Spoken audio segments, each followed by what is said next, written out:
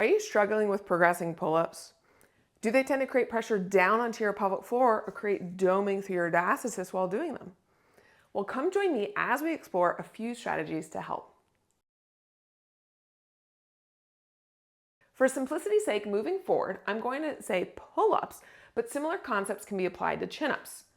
Yes, the movements have some different components, but that's a different topic for a different day. Overall, the general concepts I'm going to talk about today can still apply whether you're working on pull-ups or chin-ups. Oftentimes people are trying to work their pull-ups starting from just the bottom range. This can be very challenging as all of your pulling muscles are in a fully lengthened position. If you already have weakness in those lengthened muscles, it's going to make it hard for you to shorten them to pull yourself up. This can result in struggling to make progress or affect your pulling mechanics that can contribute to arching your back, flaring your ribs, that can put extra stress and pressure through a diastasis and down into your pelvic floor. So let's go over some concepts to apply in your pull-up strengthening programming itself, and then we'll talk about other components that can contribute to making for a stronger pull-up. As I mentioned, too often people have weak lats and scapular depressors and retractors to begin with due to a scapula that is pulled up and over the rib cage or a rounded back. Because the tissue is already lengthened at rest, this will make it hard to engage them when further lengthened at the bottom of a pull-up. That's why working on a good concentric position at first is going to be helpful. Using an assist to get to the top position will make it easier to achieve that full concentric position of your lats, scapular depressors, and scapular retractors, but under less load. Make sure to feel your scapula fully pulling down towards your hip as well as back to open up that chest.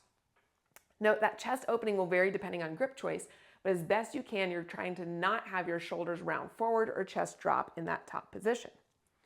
You can do isometric holds there and work on slow eccentric lowers afterwards. We need that good concentric position first for the muscles to be in an optimal position to then lengthen from while maintaining tension.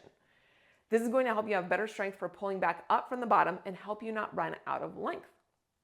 You might need to continue to use more assistance to pull back up from to make sure you're able to achieve a good subsequent concentric position at the top to then lower again for your next rep. You can also do 1.5 reps where you're only lowering halfway down before pulling back up and then lowering fully down. This can help overly lengthened muscles spend more time in a shortened position. Just make sure you finish with an eccentric to minimize creating excessive tightness from your strength work.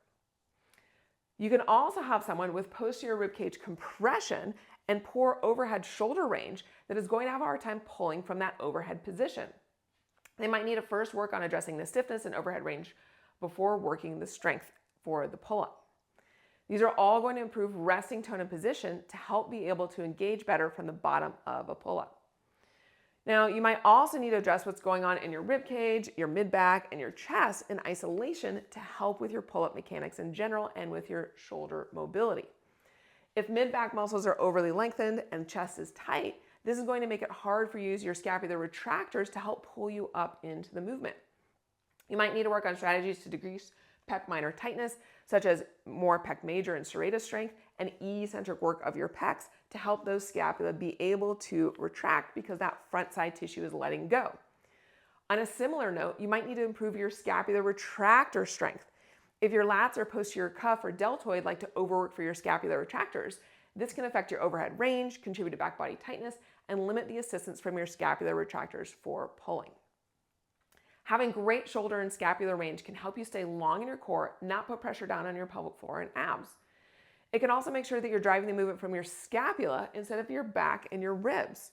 Constantly driving movement from your ribs and spine can contribute to back body tightness, increasing straining through your abs, and affect our posture and breathing and bracing mechanics.